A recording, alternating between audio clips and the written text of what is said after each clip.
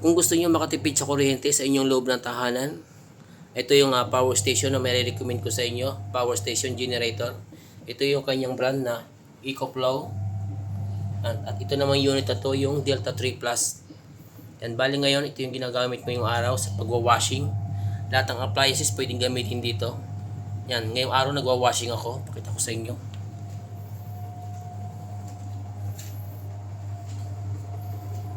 Yan, no. Nakailang salang na ako ng damit dyan.